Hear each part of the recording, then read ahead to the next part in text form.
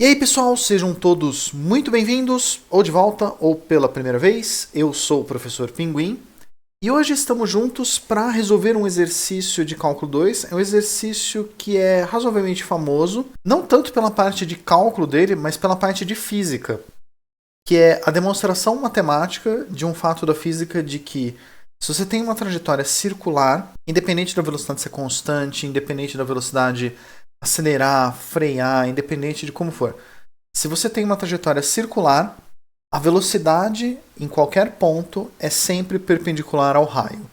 Isso a gente consegue demonstrar sem grandes problemas usando o cálculo 2, a parte de derivadas e regra da cadeia. Eu espero que vocês gostem desse problema de hoje. Bora lá, vamos começar? Pois bem, vamos resolver esse exercício de cálculo 2. O enunciado dele é razoavelmente simples. Um corpo se move sobre a circunferência de equação x² mais y² igual a quadrado, com velocidade que varia com o tempo. Mostre que o vetor velocidade é sempre ortogonal ao raio em qualquer instante. Então a ideia básica é, você tem um círculo, alguém está andando lá, ele pode estar acelerando, ele pode estar freando, ele pode estar indo e voltando meio círculo, mas o vetor velocidade dele é sempre perpendicular ao raio.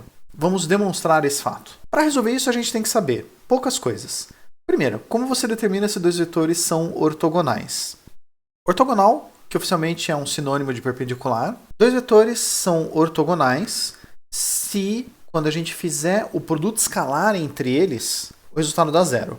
Ou, expandindo um pouco, o produto escalar ele é a primeira coordenada do primeiro, vezes a primeira coordenada do segundo, mais a segunda coordenada do primeiro, vezes a segunda coordenada do segundo. Se a gente faz essa conta, que é o produto escalar, ele dá zero, os vetores são obrigatoriamente ortogonais. Isso vem da geometria analítica, que o produto escalar ele é a norma do primeiro vezes a norma do segundo vezes o cosseno do ângulo entre eles.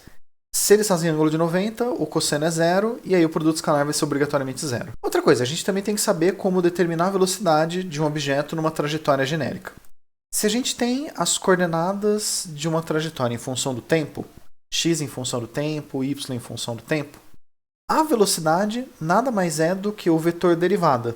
A velocidade é a derivada da posição. Se você está tratando isso como vetor, o vetor derivada é a derivada do vetor posição. Então, o vetor velocidade vai ser a derivada da primeira coordenada, ponto e vírgula, derivada da segunda coordenada. Outra coisa, a gente também vai precisar saber a regra da cadeia para quando a gente tem derivadas. Se a gente tem uma função que depende de duas variáveis, e essas duas variáveis dependem de uma terceira, que nesse exemplo a gente tem a posição xy, mas tanto a coordenada x quanto a coordenada y, as duas dependem do tempo. Se a gente tem isso, então a derivada dessa função em relação à variável t vai ser a derivada da função em relação à primeira coordenada x vezes a derivada de x em relação ao tempo, mais a derivada de f em y vezes a derivada de y em relação ao tempo. Pretendo fazer mais vídeos no futuro explicando melhor a regra da cadeia, falando mais detalhado sobre ela, mas para esse exercício em específico, basta a gente saber essa situação. Agora vamos resolver esse problema. Se a gente tem um ponto qualquer e ele está andando na circunferência x² mais y² igual a a², vamos pegar esse ponto e dizer que em cada instante de tempo, as coordenadas dele vão ser x em função do tempo e y em função do tempo. Para garantir que isso está no círculo, é importante que esse x ao quadrado mais esse y ao quadrado valha a² em qualquer instante de tempo que a gente substituir. Como o objetivo é ver que ele é perpendicular à velocidade, vamos calcular o vetor velocidade. Isso é bem tranquilo, é só substituir na definição. A derivada de x e a derivada de y vão ser as duas coordenadas do vetor velocidade. O raio da circunferência, se a gente for pegar o raio em relação ao ponto onde o objeto está, é simplesmente pegar esse ponto xy e ligar ele na origem. Como x e y varia com o tempo, a posição desse vetor varia com o tempo, mas as coordenadas dele vão ser sempre x e y, só variando a funçãozinha aqui do tempo. Aí, próxima coisa. Se a gente for considerar um ponto sobre a equação do círculo, e como esse ponto está no círculo, em qualquer tempo que a gente pegar, esse x, para qualquer função x ao quadrado mais a função y ao quadrado, vão valer a². Como o objetivo é chegar na velocidade, vamos derivar os dois lados da equação em função do tempo. A derivada desse aqui, a gente vai usar a regra da cadeia. A derivada dessa expressão. O x está elevado ao quadrado, então a derivada dele é 2 vezes x. Mas como x depende de t, a gente tem que multiplicar pela derivada de x por causa da regra da cadeia. Então a gente vai ter 2x vezes x'. mais, aí vem a parte do y. O y depende de t, mesmo esquema, então a gente deriva y² fazendo 2y, vezes a derivada do y, y'. E como a é um número constante, a derivada dele vai ser 0. Essa expressão está correta. Uma coisa que a gente pode fazer é simplificar todo mundo por 2. E a gente tem essa expressão, x vezes x' mais y vezes y' dá 0. Juntando as informações que a gente tinha. A gente queria provar que o vetor velocidade é ortogonal ao vetor raio. Então vamos calcular o produto escalar entre eles. O produto escalar entre eles vai ser x' vezes x mais y' vezes y. Isso só vai ser ortogonal se ele for 0. Só que a gente já provou que isso é 0 quando a gente fez a derivada da equação do círculo. A derivada da equação do círculo mostra que essa expressão dá sempre 0.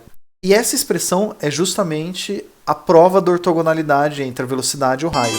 Isso prova, matematicamente, de que a velocidade é perpendicular ao raio, independente da trajetória, independente do raio, independente de qual é a velocidade que você está. Se você está num círculo, a velocidade é ortogonal ao raio. Vamos dar um destaque maior ainda, e parar por aqui. E nesse problema a gente pode ir um pouco além. A gente pode usar tecnologia. Eu vou pegar um software, aquele mesmo software gráfico que eu uso nos outros exercícios, e programar uma trajetória circular com raio fixo, pegar um ponto, mandar ele andar aleatoriamente por um intervalo de tempo, para a gente fazer uma animação, e mandar ele calcular em cada instante onde está apontando o vetor velocidade.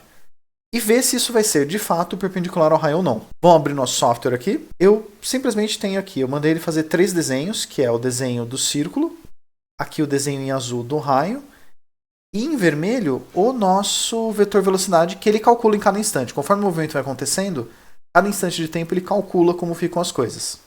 Vou mandar ele rodar a animação aqui. Conforme ele acelera, o vetor aumenta, quando ele volta o vetor vai para trás. Mas não importa o que ele faça, o vetor velocidade está sempre ortogonal ao raio. E é uma coisa legal, porque a gente faz isso calculando a cada instante em uma trajetória que é gerada aleatoriamente pelo software. E eu gosto de comprovar que as coisas funcionam. A gente fez a conta para provar algebricamente, aí a gente joga no software e as simulações realmente batem com a realidade. Eu acho isso muito bonito. E eu espero que vocês também achem bonito, que tenham aprendido alguma coisa interessante, que tenham gostado do problema de hoje. Esse é uma coisa que a gente escuta desde o ensino médio lá na física, de que movimento circular, a velocidade perpendicular ao raio. E aqui agora a gente tem uma explicação matemática do porquê que isso acontece. É uma consequência da regra cadeia, e como o raio é constante, quando a gente deriva do outro lado, dá 0. E aí isso faz com que você tenha a velocidade ortogonal ao raio. E acredito que seja isso. Antes da gente se despedir por hoje, vou só lembrar vocês que se vocês tiverem vontade de fazer uma pergunta, ficar com alguma dúvida, se vocês quiserem pedir algum tema que apareça mais, se vocês quiserem me propor uma questão desafio, fiquem à vontade para deixar um comentário embaixo, ou se vocês preferirem um contato mais direto, estão passando aqui formas diretas de vocês se comunicarem comigo, porque uma ideia é deixar o canal um pouco mais com a cara daquilo que vocês queiram ver. Agradeço a todos vocês por terem visto esse problema, espero que vocês tenham gostado. É um exercício bem famoso do curso de Cálculo 2, uma aplicação legal da regra da cadeia. E me despeço de vocês com a esperança de que a gente se veja de novo no futuro. Até a próxima, pessoal!